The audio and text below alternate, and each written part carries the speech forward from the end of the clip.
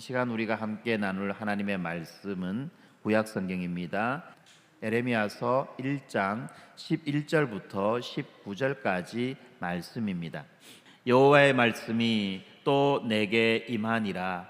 이르시되 에레미야야 내가 무엇을 보느냐 하시매 내가 대답하되 내가 살구나무 가지를 보나이다. 여호와께서 내게 이르시되 내가 잘 보았도다. 이는 내가 내 말을 지켜 그대로 이루려 함이라 하시니라. 여호와의 말씀이 다시 내게 임하니라. 이르시되 내가 무엇을 보느냐 대답하되 끓는 가마를 보나이다. 그 윗면이 북에서부터 기울어졌나이다 하니 여호와께서 내게 이르시되 재앙이 북방에서 일어나 이 땅의 모든 주민들에게 부어지리라. 내가 북방 왕국들의 모든 족속들을 부를 것인즉 그들이 와서 예루살렘 성문 어귀에 각기 자리를 정하고 그 사방 모든 성벽과 유다 모든 성읍들을 치리라. 여호와의 말이니라. 무리가 나를 버리고 다른 신들에게 분향하여 자기 손으로 만든 것들에 절하였은즉 내가 나의 심판을 그들에게 선고하여 그들의 모든 죄악을 징계하리라. 그러므로 너는 내 허리를 동이고 일어나 내가 내게 명령한 바를 다 그들에게 말하라. 그들 때문에 두려워하지 말라. 내가 그들 앞에서 두려움을 당하지 않게 하리라. 보라, 내가 오늘 너를 그 온 땅과 유다 땅들과 그 지도자들과 그 제사장들과 그 땅 백성 앞에 견고한 성읍 쇠기둥 노성벽이 되게 하였은즉 그들이 너를 치나 너를 이기지 못하리니 이는 내가 너와 함께하여 너를 구원할 것임이니라. 여호와의 말이니라. 아멘. 네, 오늘 우리 리딩 지저스 순서에 따라서 이 예레미야를 살펴볼 차례가 되었습니다.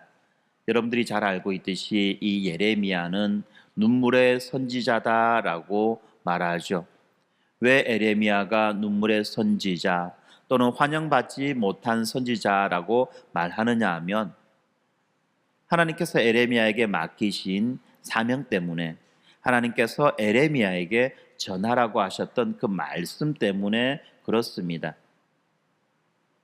에레미야에게 하나님이 무슨 말씀을 전하라고 하셨느냐? 그것은 바로 그들의 민족이 잘 될 것이며 그들의 민족이 부강해질 것이며 그들의 민족이 하나님의 복을 받아서 영원히 번성할 것이다 라는 이런 말씀을 전하는 것이 아니라 그들의 민족이 하나님의 징계를 받아 하나님의 심판을 받아 멸망할 것이고 고통당할 것이고 심지어는 나라를 잃어버릴 것이다 라고 하는 그런 말씀을 전하라는 그 사명을 받았고 또 그 말씀을 전했기 때문에 백성들이 이 에레미야의 말씀을 듣기를 싫어했던 것입니다. 그렇지만 에레미야는 이것이 하나님의 말씀이기에 그는 하나님께 충성스러운 그 마음으로 이 말씀을 백성들에게 전하였던 것입니다. 그러다 보니 백성들은 예레미야를 미워했습니다. 예레미야를 핍박했습니다. 제발 그 입 닫으라고 그렇게 예레미야를 때리고 감옥에 가두기도 했습니다. 그렇지만 하나님께서 주신 이 말씀이 무엇보다도 분명하기에 무엇보다도 확실하기에 예레미야는 그 말을 전하며 자기가 사랑하는 그 민족, 자기가 사랑하는 그 나라, 자기의 동포들이 하나님의 심판을 받아 고통당하며 고난당하며 그리고 그 나라가 멸망하는 모든 과정을 지켜보아야만 했던 것입니다. 그래서 에레미야는 날마다 눈물로 이 말씀을 전했던 것이고 눈물로 통곡하며 하나님 앞에 기도하였던 것입니다. 이 예레미야가 받았던 압박이 어느 정도일지 여러분 과연 상상이나 되십니까? 그런데 여러분 우리들의 삶도 이 예레미야의 삶과 어쩌면 비슷한 삶일 수 있는 것입니다. 예레미야가 하나님 앞에 충성하며 하나님의 뜻대로 살아가기 위해서 했던 그 모든 일들은 엄청난 사회적 압박으로 예레미야에게 돌아왔지요. 마찬가지로 오늘날 우리들의 삶도 이러한 압박으로 가득 차 있는 그런 상황 속입니다. 그래서 시험을 치면 합격과 또 미달의 그런 결과를 우리가 압박 가운데 받고 있는 것이고, 뿐만 아니라 어떤 오퍼가 있고 어떤 보류와 당함이 있고, 심지어는 병원에서 오는 문자 알림도 있고, 뿐만 아니라 매달 정기적으로 돌아오는 카드 명세서가 있습니다. 이런 모든 것들 사이에서 우리들의 마음은 옴짝옴짝하는 거죠. 제가 알고 있는 어떤 한 사람은 이 평가하는 시즌이 돌아올 때마다 직장에서 이 고과 성적을 평가하는 그 시즌이 돌아올 때마다 밤잠을 설치며 그렇게 고민하는 그런 사람도 있었습니다. 또 어떤 가정은 이런 압박 가운데 점점점 가족 사이의 대화가 줄어들고, 또 그렇게 대화가 줄어들수록 오해가 커져가는 또 다른 압박이 그들에게 시작된 것도 있습니다. 뿐만 아니라 최근에 이제 이 군복무를 앞둔 아이가 하나 있는데, 이렇게 군복무를 앞둔 그런 아이들에게는 또 보이지 않는 두려움과 염려가 파도처럼 밀려오기도 하는 것입니다. 그러다 보니까 우리는 어떻습니까? 주일날 함께 모여 하나님 앞에 예배하고 찬양하고 말씀을 들을 때에는 우리의 마음이 뜨거워지지만, 막상 우리의 삶으로 돌아가 월요일 아침을 맞이할 때는 그 아침을 맞이하는 그 공기가 냉랭하기 그지 없을 때가 많이 있었다는 것입니다. 그러면서 한편으로는 의심을 하지요. 이 길이 정말 맞는가? 하나님은 정말 지금 무엇을 하고 계시는가? 이런 질문들은 항상 우리의 일상 곳곳을 두드리고 있는 것입니다. 그리고 우리는 우리의 부르심과 또 우리가 살아가는 우리들의 삶의 그 현실 사이에서 자주 멈칫거리고, 때로는 그 상황을, 그 모순된 상황을, 그 압박의 상황을 회피하고 싶어지는 그럴 때가 있다는 것입니다. 예레미야 시대도 마찬가지입니다. 그들 안에서 하나님을 향한 예배는 지속되었습니다. 그렇지만 그들에게 주신 그 하나님의 약속을 향한 그들의 신실함은 사그라져 버리고, 이제 예배는 형식만 남은 그런 껍데기가 되었습니다. 정치적 상황도 극심한 사회적 균열이 일어났습니다. 왜냐하면 주변 강대국들이 팽팽하게 세력을 확장해 나가며 투쟁하는 그런 시대 속에서 지금 예레미야가 있었기 때문에 그렇습니다. 아수르라고 하는 기존의 패권국과 그에 대해서 새롭게 신흥 강자로 떠오르는 바벨론이라고 하는 그 제국과, 뿐만 아니라 남쪽에서 여전히 영향력을 행사하고 있는 애굽이라고 하는 이 세계의 커다란 이 국제 세력 사이에서 힘의 균형을 어떻게 유지하고, 어떻게 그러한 힘들 사이에서 이 남유다가 살아갈 수 있을까 하는 그러한 삶의 방향을 찾을 때에 극심한 내부 혼란이 있었습니다. 어떤 사람은 우리가 아수르와 좋은 관계를 맺어야 된다. 또 어떤 사람들은 아니다, 우리가 신흥 강자인 바벨론과 좋은 관계를 맺어야 된다. 또 어떤 사람은 말합니다. 아니야.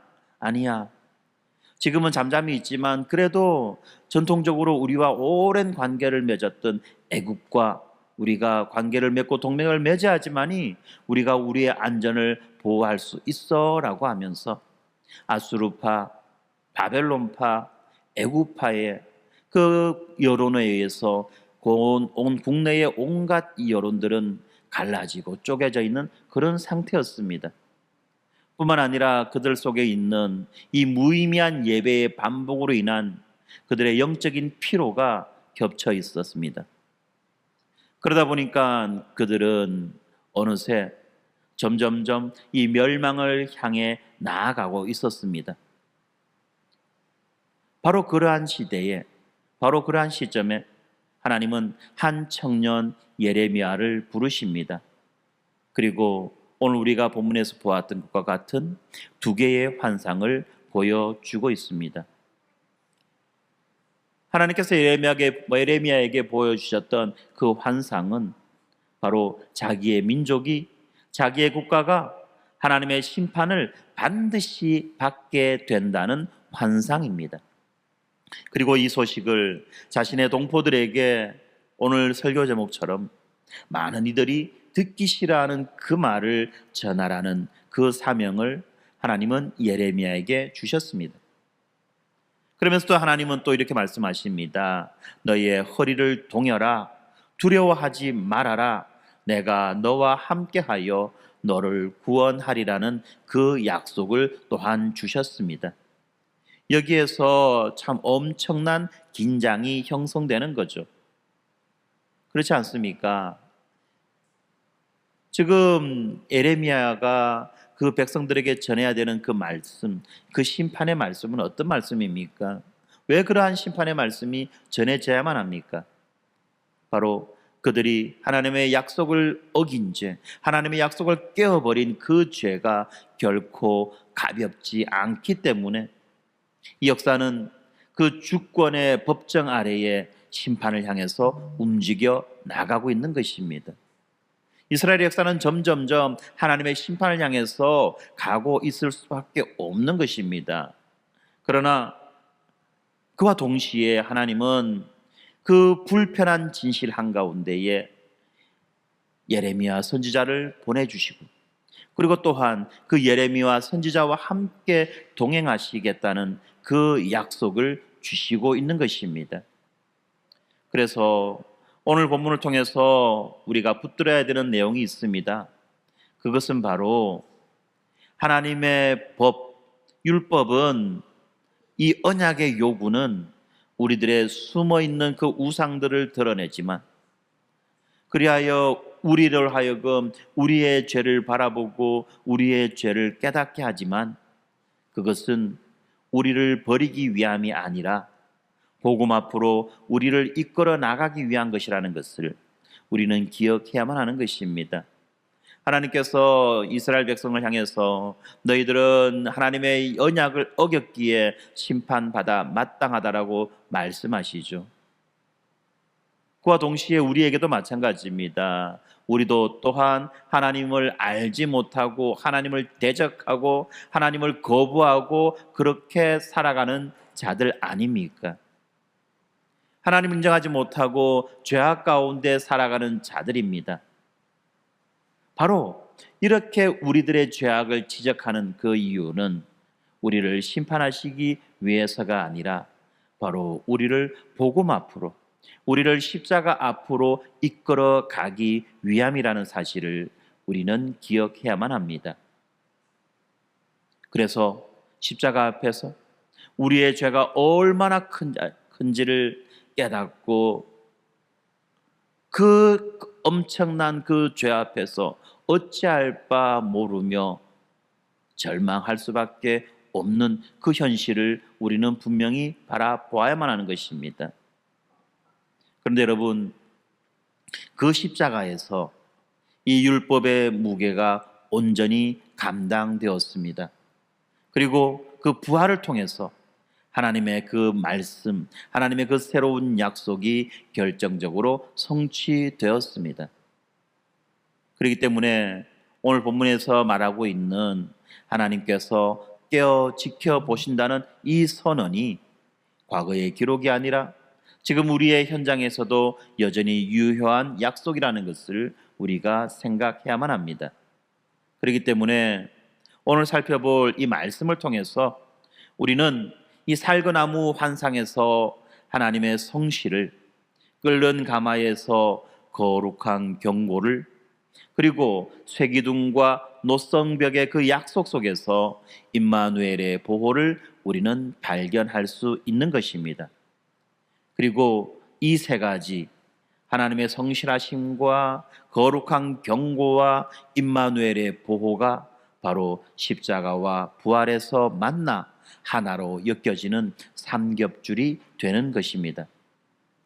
많은 이들이 듣기 싫어했던 그 말, 회개와 심판의 메시지와 담대한 그 순종의 요청은 우리들을 생명으로 이끄는 하나님의 선한 초대입니다. 그렇기 때문에 이제 말씀의 빛으로 현실을 다시 보고 두려움 속에서도 하나님의 임재를 발견하며 작은 한 걸음을 내디딜 준비를 함께 하도록 하겠습니다. 먼저 오늘 본문 첫 번째 단락입니다. 11절과 12절. 이 11절과 12절에서는 살구나무 환상을 보여주고 있습니다. 11절 12절이 이렇게 말씀하지요. 여호와의 말씀이 또 내게 임하니라 이르시되 예레미야야 내가 무엇을 보느냐 하시매 내가 대답하되 내가 살구나무 가지를 보나이다. 내가 살구나무 가지를 보나이다. 여호와께서 내게 이르시되 내가 잘 보았도다. 이는 내가 내 말을 지켜 그대로 이루려 함이라 하시니라 라고 말씀하시는데, 여기에서 내가 내 말을 지켜 그대로 이루려 함이다 라고 하는 이 말씀을 직역을 하면 이렇습니다. 내 말이 이루어지는 것을 내가 지켜보고 있다 라고 말씀하고 있는 것입니다. 네, 이 첫 번째 환상은 무엇을 보고 있느냐라고 하는 질문으로 시작하고 있습니다. 예레미야는 지금 살구나무 가지를 봅니다. 이 살구나무 가지라고 하는 이 말에 이 히브리어 단어가 마켈 샤케드라고 하는데, 마켈 샤케드, 특별히 이 샤케드라고 하는 이 살구나무 샤케드라는 이 말을 여러분 기억하시기 바랍니다. 이렇게 샤케드를 봅니다라고 말할 때 주님이 곧바로 응답하시죠. 잘 보았다. 나는 내 말을 이루려고 깨어 지켜보고 있다라고 말씀하죠. 깨어 지켜보고 있다. 여기에서 깨어 지켜보고 있다는 이 말씀을 히브리어로 하면 아사 샤카드가 됩니다. 샤카드. 여기에서 샤케드와 샤카드라는 이 두 개의 비슷한 단어가 나오는데요. 이것은 우리가 이 성경에서 흔히 볼 수 있는 일종의 워드 플레이입니다.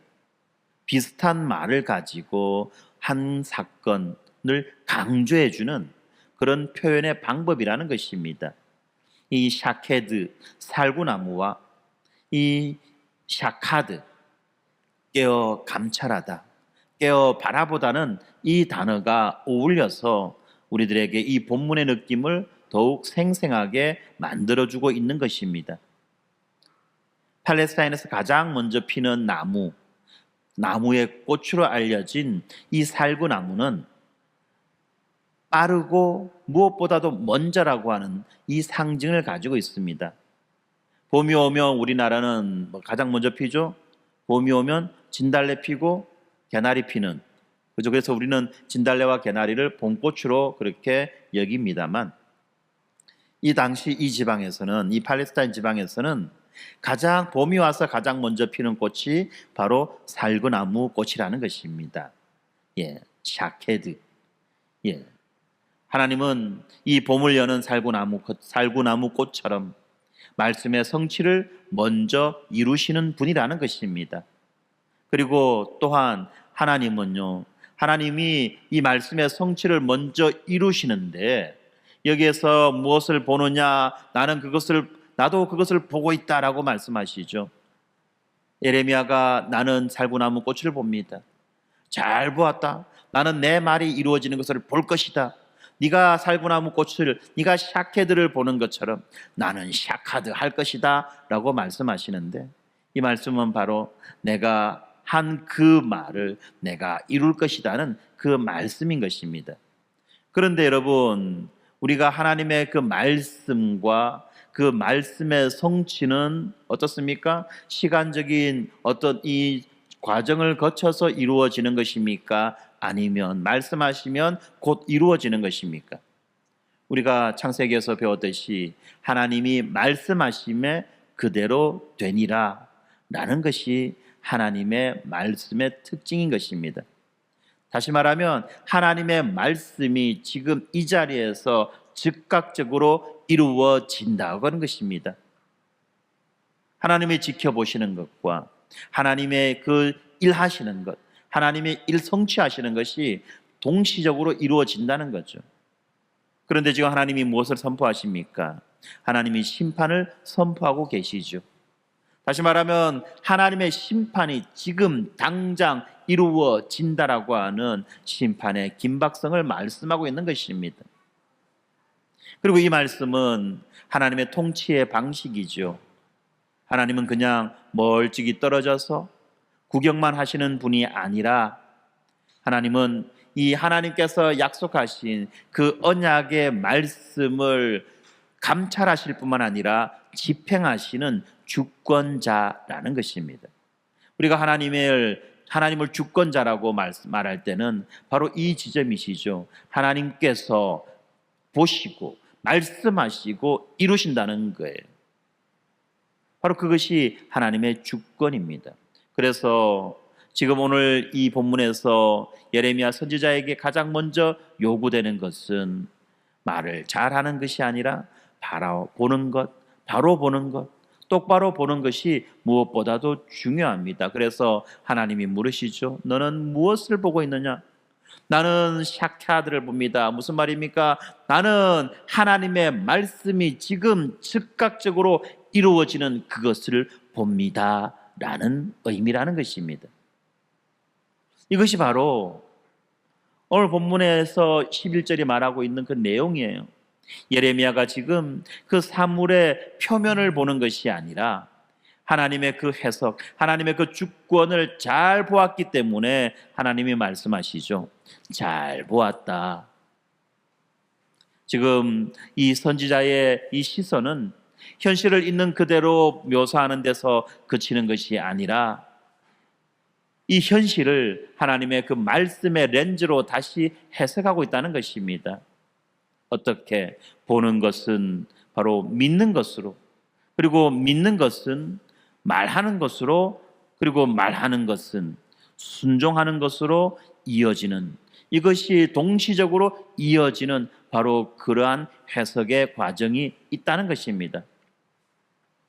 여러분, 이것이 무엇보다도 중요합니다. 우리가 말씀을 통해서 보는 것은 바로 우리가 믿는 것이어야만 합니다.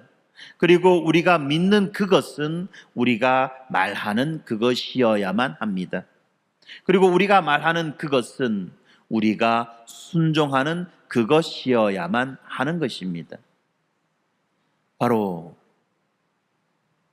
이러한 동시적인 사건, 보는 것과 믿는 것과 말하는 것과 순종하는 것이 동시적으로 이루어지는 이 사건이 어떻게 가능합니까? 바로 하나님이 말씀 위에 깨어 계신다는 이 확신이 있기 때문에 이것이 가능하다는 것입니다. 하나님께서 지금 선포하신 그 말씀 위에 깨어 계신다. 그리고 그 말씀을 지금 성취하신다는 이 확신이 있기 때문에 하나님의 말씀을 전하는 자는 어떻습니까? 사람의 눈치를 보는 것이 아니지요. 그런데 만약에 이러한 확신이 없다 한다면 하나님의 말씀을 전하는 그 말씀의 선포는 사람의 눈치를 보는 것으로 바뀌어지고, 그와 동시에 이 말씀을 전하는 자의 사명은 이 여론의 온도에 따라서, 사람들의 그 반응에 따라서 위축되어진다는 것입니다. 그렇기 때문에 하나님은 지금 예레미야에게 말씀을 들은 대로, 말씀을 보는 대로 그대로 전하라고 하시는 그 의미를 지금 이렇게 말씀하고 있는 것입니다. 특별히 하나님이 깨어 지키신다는 이 표현은 시편 121편에 나오는 졸지도 주무시지도 아니하시는 파수꾼 되신 그 하나님을 우리들에게 생각나게 해줍니다. 도시의 새벽을 지키는 그 경비처럼, 파수꾼처럼 주님은 당신의 약속들이 때에 맞게 현실 속으로 들어오도록 감시하시고 개입하시고 완수하신다는 것입니다. 그런데 여러분, 우리의 경험으로 볼 때 때로는 하나님의 그 속도가 너무나도 느리게 보일 때가 있습니다. 그런데 여러분, 이 하나님께서 일하시는 그 느림 속도, 이 지체는요, 실패가 아니라 정밀함이라는 것입니다. 하나님께서 느리게 일하시는 것처럼 보이는 그 순간은 하나님이 일하시지 않는 순간이 아니라 하나님이 정교하고 섬세하게 일하시는 순간이라는 것입니다. 그렇기 때문에 이 성경의 시간은 느낌의 속도가 아니라 이 성취의 정밀함으로 잰 시간, 다시 말하면 카이로스의 시간이다라고 말하는 것입니다. 살구꽃이 필 때에 우리의 초조함과 우리의 기다림과는 무관하게 반드시 정해진 계절을 따라서 살구꽃이 피어납니다. 마찬가지로 하나님의 약속도 그러하다는 것입니다. 그리고 또 하나의 중요한 지점이 있습니다. 하나님이 이 선지자가 선포하는 그 말을 내 말이라고 소유격으로 말씀하시는 그 부분입니다. 선지자가 말을 하는데 그것이 선지자의 말이 아니라 하나님이 뭐라고 말씀하십니까? 나의 말이다 라고 말씀하시는 거예요. 바로 여기에서 선지자의 말이 권위를 가지게 되는 것입니다. 선지자의 말이 권위를 갖는 이유가 바로 그 말이 하나님의 말씀과 일치하기 때문에 그런 것입니다. 그리고 바로 이 지점에서 우리 종교개혁의 전통이 이 설교를 하나님의 말씀의 현재적 선포다라고 말하는 이유가 있는 것입니다. 그렇습니다. 이 설교자는, 하나님의 말씀을 전하는 자는 말의 창작자가 아니라 말씀의 집행 보조자라는 것이죠. 하나님께서 말씀을 집행하시니 설교자는 이 하나님의 말씀이 집행되도록 자신을 내어놓는 자라는 것입니다. 그렇기 때문에 우리들의 현실 인식도 바뀌어져야만 하는 것입니다. 예를 들면 이런 거죠. 선포된 복음의 진실이 있습니다. 정죄함이 없나니 주 예수를 믿는 자에게 결코 정죄함이 없나니 라는 이 말씀이 어떤 것입니까? 이 말씀이 바로 우리의 실패와 우리의 낙오를 재해석해 주는 것입니다. 그리고 이 말씀 때문에, 이 말씀을 우리가 재해석할 수 있기 때문에 우리의 실패를 마침표로 만드는 것이 아니라 우리의 실패가 바로 하나님이 사용하시는 쉼표이며 때로는 줄바꿈표가 되기도 한다는 것입니다. 한 장면을 그려보면 이렇습니다. 군대를 입대하기 위하여서 군대에 들어가서 이제 자대 배치를 받기 위해서 훈련을 받는 청년들이 훈련소에서 밤에 잘 때 불안 속에 잠들곤 합니다. 그때에 시편 121편 말씀, 시편 121편 말씀, 내가 산을 향하여 눈을 돌리라. 나의 도움이 어디서 올까? 나의 도움은 천지를 지으신 여호와에게서로다. 여호와께서는 너를 실족치 아니하게 하시며 너를 지키시는 이가 졸지 아니하리로다. 이스라엘을 지키는 치는 이는 졸지도 아니하시고 주무시지도 아니하시리로다. 여호와는 너를 지키시는 이라. 여호와께서 내 오른편에서 내 그늘이 되시니 낮에 해가 너를 상하지 않게 하며 밤의 달도 너를 해치지 아니하리로다. 여호와께서 너를 지켜 모든 환난을 면하게 하시며 또 내 영혼을 지키시리로다. 여호와께서 너의 출입을 지금부터 영원까지 지키시리로다는 이 말씀을 붙잡고 또한 오늘 본문에서 이야기했던 것처럼 여호와께서 내게 이르시되 내가 잘 보았도다. 이는 내가 내 말을 지켜 그대로 이루려 함이니라 하는 이 말씀들을 붙잡고 기도하는 거죠. 주님, 저의 하루보다 하나님의 말씀이 먼저입니다. 이렇게 하나님의 지켜주심을 붙잡고 확신하며 그렇게 하루를 살아갈 때 그 훈련병에게 있어서 훈련의 강도는 변하지 않았지만, 그러나 누가 먼저 깨어 자기를 지키는지에 대한 그 분명한 인식이 있게 되어서 이제 훈련에 임하는 태도가 달라진다는 것입니다. 직장의 평가도 마찬가지입니다. 그리고 가정에 있어서 일어나는 미세한 균열들도 마찬가지입니다. 이 원칙은 동일합니다. 사람의 얼굴보다 말씀을 바라보는 그 순간 우리는 대응하는 것이 아니라 순종할 수 있는 것입니다. 예레미야에게서 보듯이 이렇게 잘 보는 눈은 바로 담대히 서는 허리로 연결되어집니다. 그렇기 때문에 이 첫 단락을 정리하면 첫 환상은 하나님이 이 성취의 파수꾼 되신다는 것을 보여주는 거죠. 하나님은 약속을 잊지 않으시고 가장 먼저 피어나는 살구꽃처럼 가장 먼저 움직이십니다. 따라서 우리가 해야 할 것은 바로 이 상황판의 점수를 확인하는 것이 아니라 말씀 속에서의 좌표를 확인하는 것입니다. 왜요? 주께서는 오늘도 그 말씀을 이루시려고 깨어 지키시기 때문에 그렇다는 것입니다. 이어지는 두 번째 단락에서 나타나는 이 끓는 가마의 비유가 있습니다. 이 두 번째 환상은 이 첫 번째 환상보다는 훨씬 더 무시무시하죠. 여호와의 말씀이 다시 내게 임하니라. 내가 무엇을 보느냐? 내가 대답하되 끓는 가마가 보이오며 그 윗면이 북쪽으로부터 있나이다. 여기에서 끓는 가마, 끓는다는 이 말의 뜻은 바로 부풀어 오르는, 그리고 들끓는, 거품이 뻐글뻐글 일어나는, 그렇게 들끓는 그런 상태를 뜻하는 거죠. 넘치는 겁니다. 넘치기 일보 직전이에요. 그리고 이 말씀은 바로 이러한 넘치기 일보 직전의 상태가 어디서부터 시작되어져서 넘쳐나느냐? 바로 북쪽에서부터 시작되어져서 넘치게 된다고 말합니다. 그러면서 주님이 친히 이 환상에 대해서 해설을 해주시죠. 북방에서 재앙이 이 땅 모든 거민에게 열릴 것이라.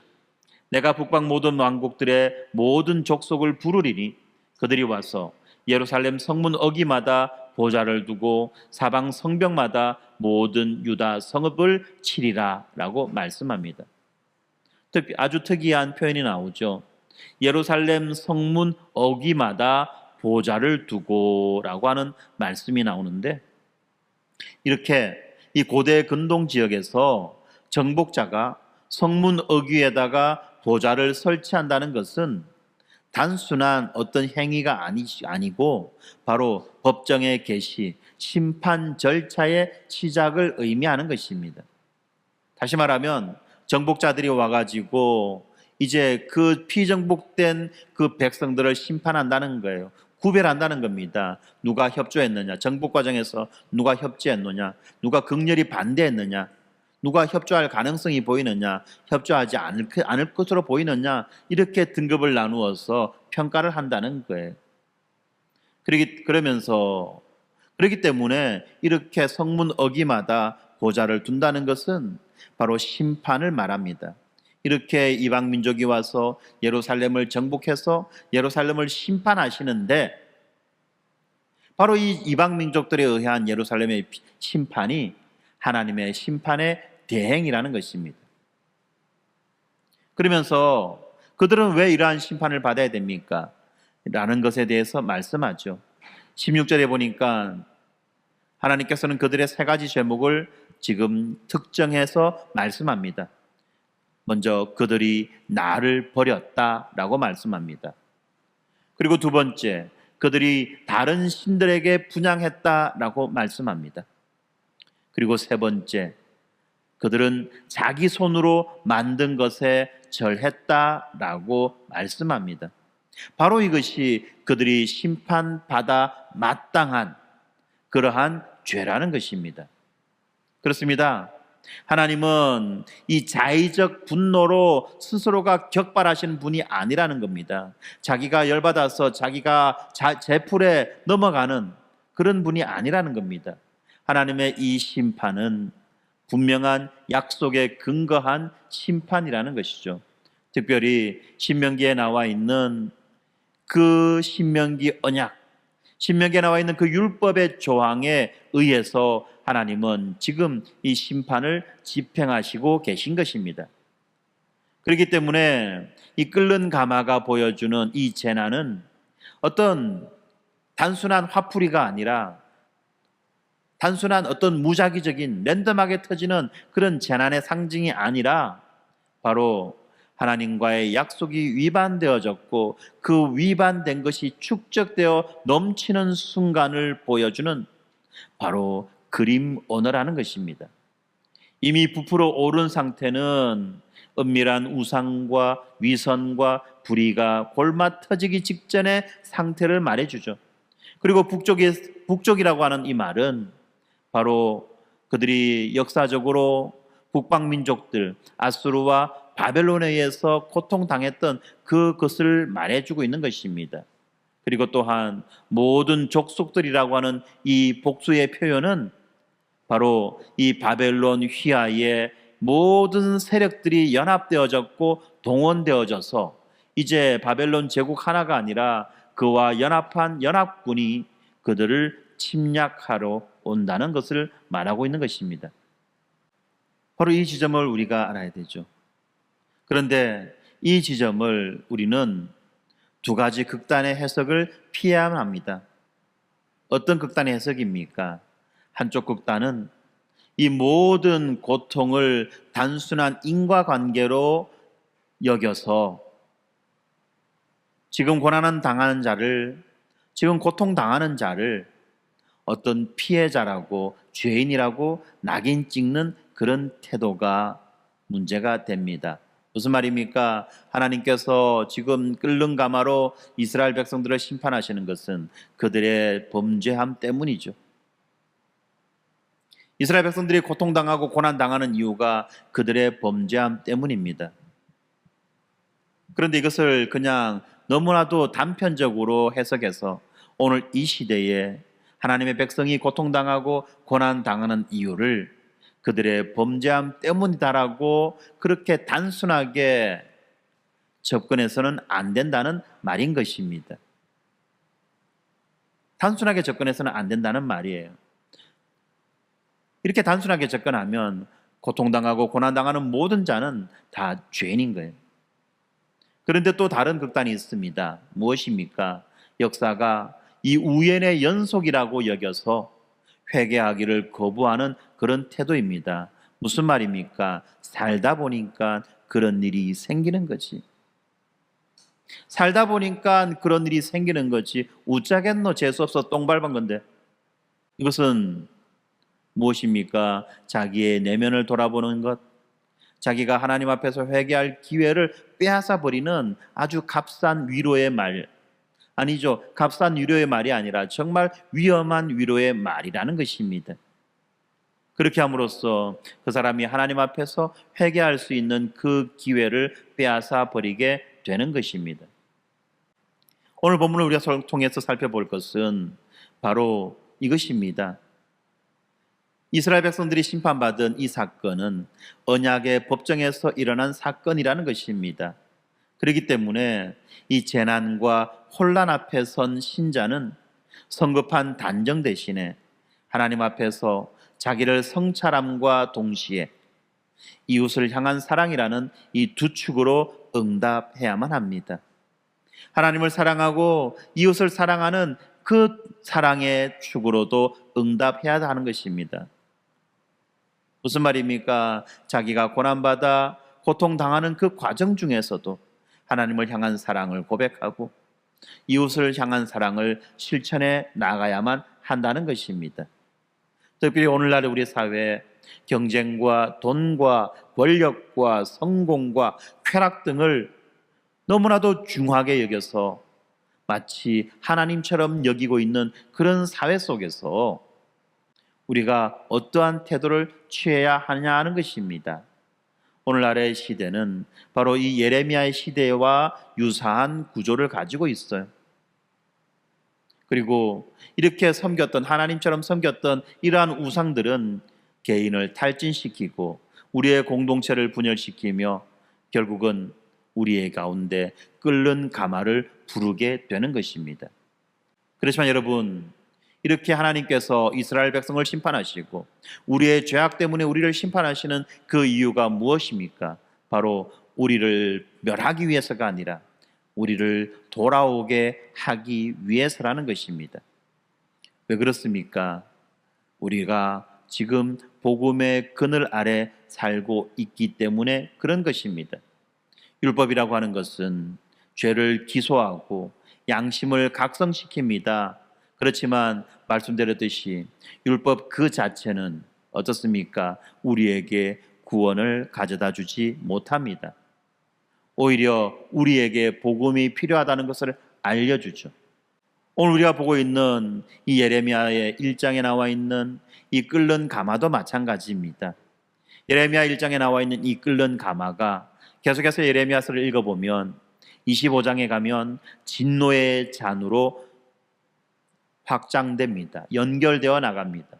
그리고 이 진노의 잔은 우리가 성경을 계속 읽다 보면 겟세마네에서 예수 그리스도께서 기도하셨던 이 잔을 내게서 지나가게 하옵소서라는 이 기도와 연결되는 것입니다. 그렇습니다. 우리가 마땅히 받아야 되는 이 끓는 가마, 이 진노의 잔을 예수 그리스도께서 대신 감당하셨던 것입니다. 십자가에 그리하여서 십자가에서 이 율법의 요구가 충족되었고 또한 예수 그리스도의 부활을 통해서 새 언약의 새 마음이 우리들에게 주어진 것입니다. 그렇기 때문에 오늘 본문에 등장하는 이 심판의 경고는 바로 예수 그리스도의 피난처로 우리를 이끌어가는 길잡이가 되는 것입니다. 뿐만 아니라 이 성문 어귀에서의 그 심판, 이것은 바로 그 도시에 하나님의 공의가 집행되는 자리라는 것입니다.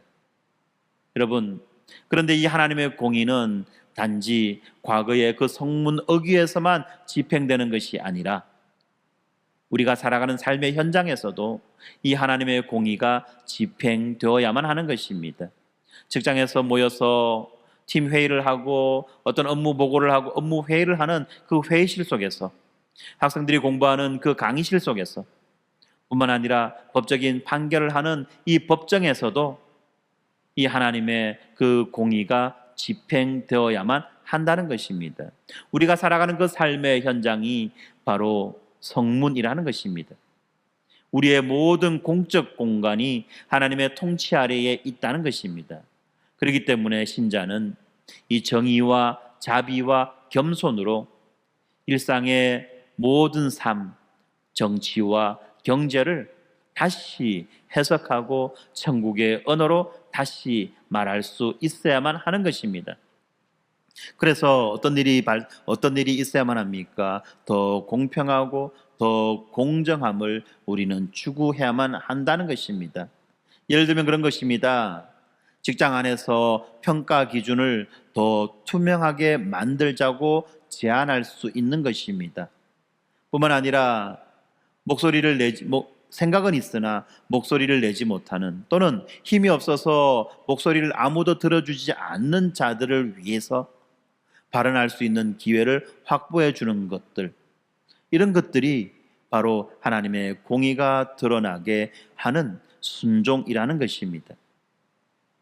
그렇죠. 어떤 일들이 결정될 때 목소리 크고 힘 있는 몇몇에 의해서 어떤 일들이 결정되어지는 것이 아니라 누구의 이야기도 한번 들어봅시다 라는 식으로 다양한 이야기들을 들을 수 있도록 하는 그런 기회를 열어가는 것, 이런 것들이 자연스럽게 하나님의 공의가 실현되게 하는 그런 과정이라는 것입니다. 여러분, 우리가 보았던 이 끓는 가마, 이 끓는 가마의 이 비유는 단순히 두려움의 상징이 아니라 우리로 하여금 하나님의 복음 앞으로, 십자가 앞으로, 은혜 가운데로 돌아오라는 바로 그 표지판이라는 것, 이것을 우리는 기억해야만 합니다. 율법은 우리들의 잠든 양심을 깨우고, 복음은 우리들의 하나님 앞으로 도망간 그 우리들의 마음을 품어주는 것입니다. 그렇기 때문에 사랑하는 여러분, 우리의 일상 속에서 일어나는 이 끓는 가마의 사건은 우연이 아니라 우리들을 회개로 이끌어가는 시간표라는 것을, 이정표라는 것을 여러분들은 기억하셔야만 할 것입니다. 우리에게 어떤 고난이 닥쳤을 때 여러분, 이것이 바로 우리들로 하여금 하나님을 더 깊이 생각하고 더 깊이 바라보고 하나님 앞으로 나아오라는 그 사인으로 여겨야만 한다는 것입니다. 그 앞에서 자기의 죄 타령, 신세 타령, 팔자 타령하고 앉아 있을 것이 아니라 은혜의 보좌 앞으로 나와 하나님의 그 은혜를 구하는 그러한 계기가 되어야만 한다는 것입니다. 이제 마지막 세 번째 단락입니다. 이 세 번째 단락에는 이 명령하심과 경고하심과 약속해 주시는 이 내용들이 서로 엇갈려 있습니다. 먼저는 명령입니다. 17절에 보니까 그러므로 너는 내 허리를 동이고 일어라. 내가 내게 명한 바를 다 그들에게 말하라. 다 그들에게 말하라. 그들이 듣기 싫어하는 그 말을 다 그들에게 말하라고 말씀합니다. 여기에서 허리를 동이라는 이 말은 긴 옷자락을 묶고 달리거나 싸울 준비를 갖추는 행위입니다. 하나님은 예레미야에게 때가 무르익을 것을 기다릴 것이 아니라 지금 일할 태세를 갖추라고 말씀하시는 것입니다. 그리고 베드로전서 1장 13절에서 너희 마음의 허리를 동여 근신하라고 말씀합니다. 이렇게 하나님께서 우리들에게 주시는 그 사명은 상황의 개선을 기다리라는 그런 선택에 대한 사명이 아니라 하나님의 눈앞에서 시작되는, 그리고 준비되어지는 즉각적인 순종, 민첩한 순종이라는 것입니다. 그리고 이어서 나타나는 경고가 있습니다. 17절에 보니까 그들 때문에 두려워하지 말아라. 그렇지 않으면 내가 너를 그들 앞에서 두렵게 할 것이다. 그들 때문에 두려워하지 말아라. 네가 만약에 그들 때문에 두려워한다면 내가 너를 그들 앞에서 두렵게 만들어 버릴 것이다 라고 말씀하는 거죠. 그렇죠. 하나님보다 사람을 더 두려워한다면 그 두려움 자체가 우리의 사명을 감당하는 것, 하나님 앞에 순종하게 나가는 것을 무너뜨리는 도구가 된다는 것입니다.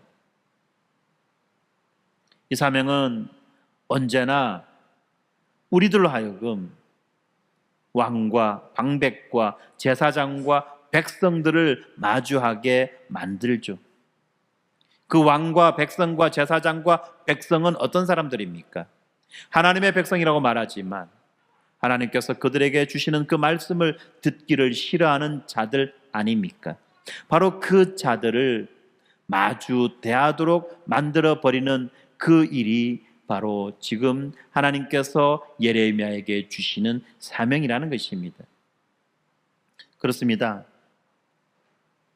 이렇게 사명을 감당할 때 엄청난 압박을 받는다는 것입니다. 그런데 하나님은 그 압박을 줄여주시지 않고 오히려 정확하게 그 압박들 가운데 압박들을 맞이하여 서도록 만들어버립니다. 그리고 이어지는 내용은 약속입니다. 오늘 내가 너를 견고한 성읍 쇠기둥 노선벽이 되게 하였은즉 그들이 너를 치나 이기지 못하리니 이는 내가 너와 함께하여 너를 구원할 것임이다 라고 말씀합니다. 무엇이 되게 하였은즉 성읍이 되게 하고 쇠기둥이 되게 하고 노성벽이 되게 하였다라는 이 말씀은 바로 나탄이라는 동사인데, 이 말씀은 선물을 줄 때 쓰는 선물 동사입니다. 내가 너에게 노성벽과 쇠기둥과 또한 노성읍, 견고한 성읍을 선물로 준다는 것이죠. 이것이 바로 이 일을 감당하는 예레미야 선지자의 정체성입니다. 예레미야 선지자는 지금 이 말씀을 듣기 싫어하는 백성들 앞에 견고한 성읍으로 서 있어야만 합니다. 쇠 기둥으로 서 있어야만 합니다. 노성벽으로 서 있어야만 합니다. 바로 이것이 예레미야의 정체성이라는 거죠.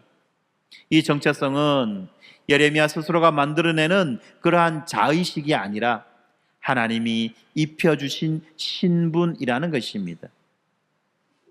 계속해서 이어지는 이기지 못하리니라는 이 말씀은 갈등의 부재를 말하는 것이 아니죠.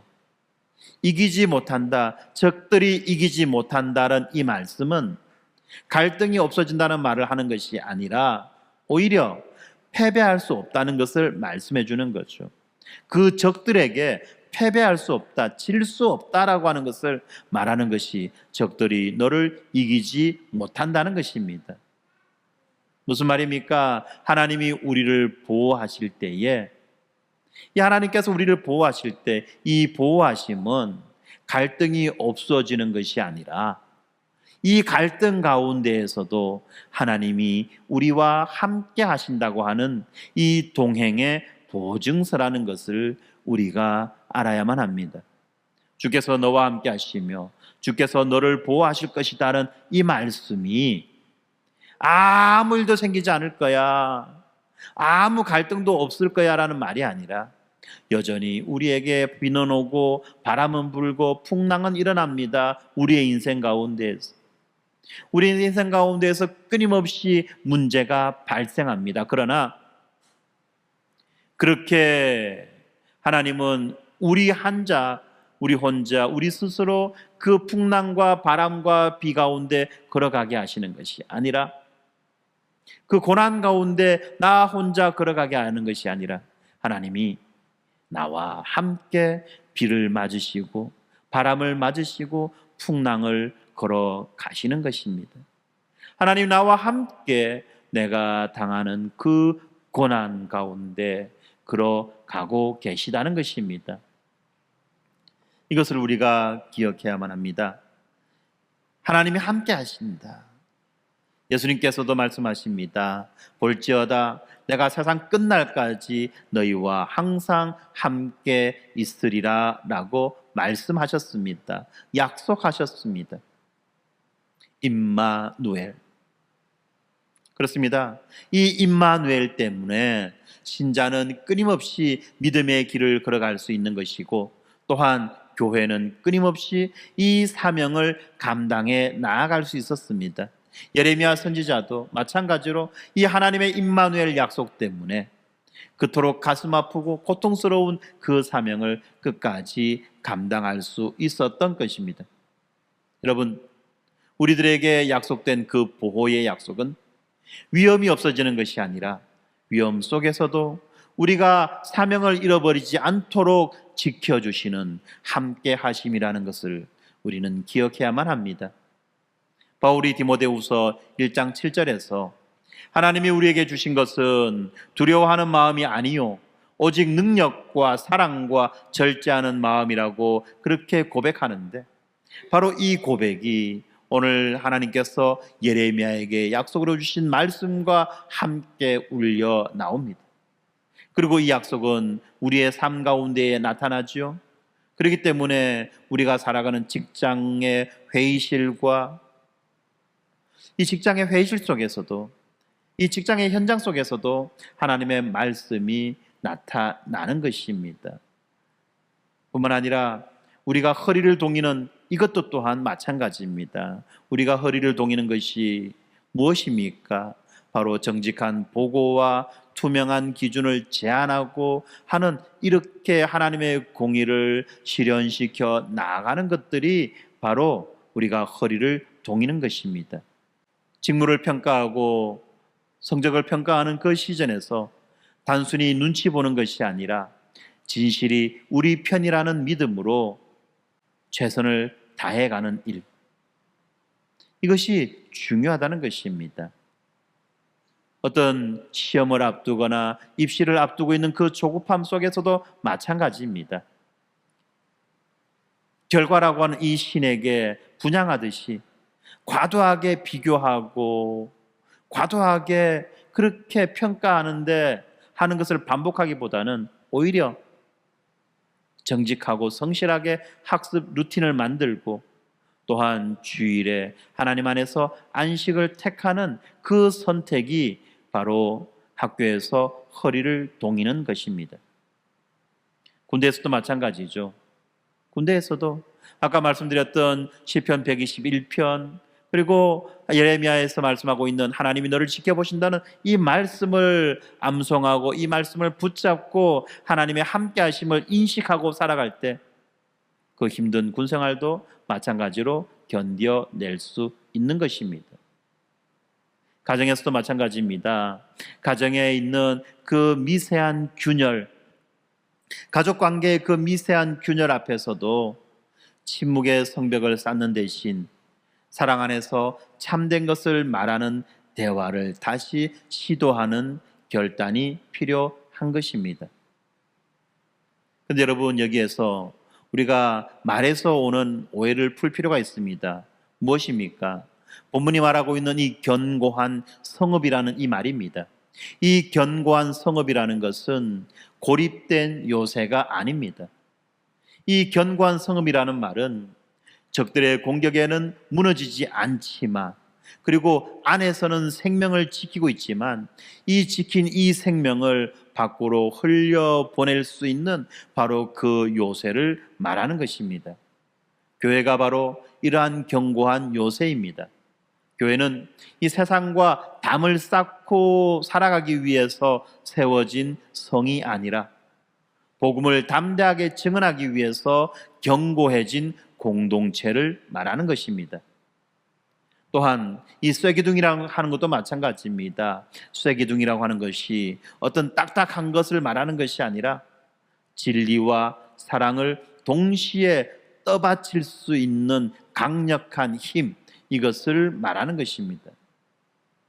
이렇게 교회가 쇠기둥으로서 역할을 감당하기 위해서 교회는 진리와 사랑을 함께 유지해야만 하는 것입니다. 여러분, 지금 예레미야는 사람의 얼굴을 마주 대해야만 합니다. 왕의 얼굴을 마주 대하고 방백의 얼굴을 마주 대하고 제사장의 얼굴을 마주 대하고 또한 그 땅의 백성들을 마주 대해야만 합니다. 이렇게 마주 대할 때 예레미야는 어떤 선택을 해야 되죠? 하나님의 말씀을 전할 것이냐? 그러지 않을 것이냐? 마찬가지입니다. 우리도 세상을 마주 대할 때 우리도 또한 선택을 해야만 합니다. 우리가 마주 대해야 하는 왕의 얼굴이 있습니다. 상사의 얼굴이 있습니다. 동료의 얼굴이 있습니다. 가족의 얼굴이 있습니다. 우리가 마주 대하는 이러한 다양한 많은 얼굴 앞에 우리는 과연 누구의 얼굴을 더 크게 보고 있느냐 하는 것입니다. 우리가 과연 누구의 얼굴을 더 크게 보고 있느냐가 우리의 선택을 결정하는 것입니다. 예수님께서 이 돌을 맞아 죽는 그 스데반에게 하늘의 영광을 보게 해 주셨지요. 왜 그렇습니까? 그 돌을 맞아 죽어가는 그 순간에도 스데반은 자기의 믿음이 흔들리지 않았고 하늘을 향한 소망을 끝까지 놓치지 않았기 때문에 스데반을 더 힘내게 하기 위해서, 스데반을 더 격려하기 위해서 하나님 예수 그리스도께서는 하늘의 영광을 보여주셨던 것입니다. 그 순간 스데반이 돌에 맞아 죽는 그 순간에도 예수 그리스도께서 함께 하신다는 그 사실을 보여주셨던 것입니다. 마찬가지입니다. 이렇게 함께 하심은 바로 우리가 크게 보는 자의 그 얼굴을 두려워하지 않게 만들어줍니다. 예레미야에게 주어졌던 약속, 그들이 너를 치나 이기지 못하리니는 이 약속은 오늘 우리에게도 유효한 것입니다. 우리가 마주하 대하는 적들이 우리를 칩니다. 그러나 하나님이 우리와 함께 하시기에 그들이 결코 우리를 이기지 못한다는 것입니다. 그렇기 때문에 이렇게 보았던 마지막 단락은 우리에게 사명과 또한 우리를 보호하시겠다는 그 두 가지 내용을 한꺼번에 우리에게 주고 있죠. 주께서 허리를 동이시라고 하실 때에 주님은 동시에 우리의 허리를 받쳐주십니다. 주께서 우리를 두려워하지 말라 하실 때에 주님은 우리와 함께 하심으로 우리의 두려움을 상대해 주십니다. 주께서 나가서 말하라고 그렇게 말씀하실 때에 주님은 그 말씀의 성취를 우리들이 말하는 그 배경으로 채워주신다는 것입니다. 그리고 여러분, 오늘 주님께서는 내가 너와 함께하여 너를 구원하리라고 말씀하고 계신 것입니다. 이제 말씀을 맺겠습니다. 예레미야서 오늘 본문은 세 가지 장면을 우리에게 보여줍니다. 먼저 살구나무의 장면이죠. 이것은 바로 말씀을 이루시기 위해서 깨어 지키시는 하나님에 대한 이야기입니다. 북쪽에서 기울어진 이 끓는 가마는 바로 언약을 깨어버린 현실을 향한 하나님의 공의의 경고입니다. 그리고 허리를 동여서 말씀을 선포하라는 이 명령과 견고한 성읍과 세기둥과 녹성벽이 되게 하시겠다는 그 약속은 바로 하나님이 함께하여 주셔서 우리를 보호해 주신다는 그 약속인 것입니다. 그런데 이 세 가지, 하나님의 일하심과 하나님의 공의의 심판과 하나님의 보호하심의 그 약속은 바로 이 십자가와 부활에서 하나로 엮여집니다. 율법은 우리들에게 우리 안에 있는 우상을 드러내어 보여줍니다. 그렇지만 복음은 그 죄의 값을 그리스도 몸 위에 담당하게 하심으로 끝내셨던 거죠. 그리고 부활은 하나님의 말씀의 성취가 이미 시작되었음을 확증해 주는 것입니다. 그리고 우리와 함께 하시겠다는 이 말씀은 우리의 담대함의 근거가 되는 것입니다. 이렇게 함께 하시겠다, 그래서 힘을 내어라는 이 말씀은 결코 현실 도피적인, 결코 정신성리적인 이야기가 아닙니다. 예레미야가 맞닥뜨릴 얼굴들이 있습니다. 이 예레미야가 맞닥뜨릴 이 얼굴들, 왕과 방백과 제사장과 백성은 그야말로 그가 속해 있는 모든 사회인 것입니다. 그가 속해 있는 모든 사회의 구성원들이에요. 지금 예레미야는 그들의 압력에 직면해야만 하는 것입니다. 우리도 마찬가지입니다. 우리도 살아가는 삶의 현장에서 비슷한 이런 현실과 압력을 체감할 때가 있습니다. 각종 평가표, 다양한 영역에서 발생하는 경쟁들, 그리고 우리 스스로의 안전을 지켜나가기 위한 강박증 뿐만 아니라 내 주변에서 끊임없이 발생하고 있는 관계의 균열, 이런 모든 것들이 우리에게 압력으로 다가온다는 것입니다. 그렇지만 이 본문은 우리들에게 그 압력으로부터 탈출할 수 있는 그 출구를 알려줍니다. 그것이 무엇입니까? 첫 번째, 우리가 말씀의 시계를 다시 차야만 하는 것입니다. 말씀의 시계를 다시 찬다는 말은 결과보다는 약속의 시간표를 바라보는 거죠. 결과보다는 약속의 시간표를 바라보며, 그리고 하나님의 그 지체하심은 하나님의 부재나 하나님의 실패가 아니라 하나님께서 지금 정밀하고 세밀하게 일하고 계신다는 그 증거로 우리가 이해하는 것입니다. 그럴 때에 하나님의 약속은 살구꽃처럼 먼저 피어나며 그리고 먼저 거두어 주시는 것입니다. 두 번째는 이 약속, 언약의 법정, 공의의 법정을 우리가 기억해야만 합니다. 그렇죠. 우리 주변에서 벌어지는 각양의 사건과 뉴스는 결코 우연한 조합이 아닙니다. 이러한 사건과 뉴스를 통해서 하나님은 우리들을 회개로 부르고 계시는 것입니다. 그렇기 때문에 여러분, 어떤 일에 대해서 성급하게 단정하는 대신에 먼저 우리가 하나님 앞에서 우리 자신을 성찰하고 또한 이웃을 향한, 하나님을 향한 사랑을 우리는 선택해야만 합니다. 그리고 세 번째로는 이 함께 하심이죠. 이 함께 하심을 크게 여기는 그 작은 순종을 우리는 시작해야만 합니다. 허리를 동인다는 것이 어떤 영웅적인 결단을 하는 것이 아니죠. 오늘 내가 행해야 할 정직을 말합니다. 오늘 내가 열어야 하는 그 입술의 그 대화를 말합니다. 그리고 오늘 내가 하나님께 드려야 되는 그 기도가 바로 우리의 허리를 동이는 것입니다. 하나님은 우리들에게 견고한 성읍과 쇠기둥과 노백성이 되게 하였노라고 그렇게 말씀하고 계십니다. 이것이 우리의 정체성입니다. 우리의 정체성은 우리가 애써 쌓아 올리는 어떤 인생 프로젝트가 아니에요. 그냥 하나님께서 그저 주시는 선물입니다. 교회는 세상과 담을 높이 쌓아 고립되는 요새가 아니라 진리와 사랑을 떠받치는 그 기둥으로서 우뚝 서도록 부름받은 존재입니다. 그러므로 우리의 담대함은 우리의 기질이나 우리의 자신감의 표현이 아니라 그들이 너를 치나 이기지 못하리니 내가 너와 함께하여 너를 구원할 것임이라는 그 약속에서 나오는 것입니다.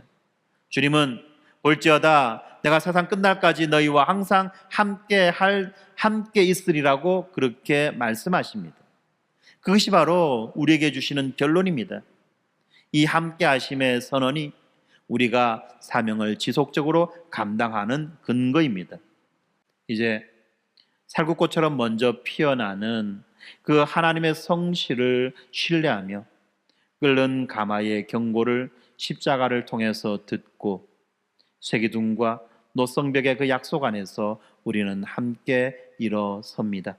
우리의 일터와 학교와 가정이 이 공의의 보좌를 두는 자리가 되게 하면 좋겠습니다. 주님의 말씀은 오늘도 이루어지고 주님의 임재는 오늘도 우리와 함께 합니다. 그렇기 때문에 우리 공동체의 발걸음은 작지만 단단할 수 있습니다. 허리를 동이고 함께 하심을 믿으며 맡기신 그 자리에서 한 걸음 앞으로 내딛는 용기를 내었으면 좋겠습니다. 주께서 우리와 함께 하시고 동행하시며 우리의 구원을 이루어 가실 것입니다. 아멘.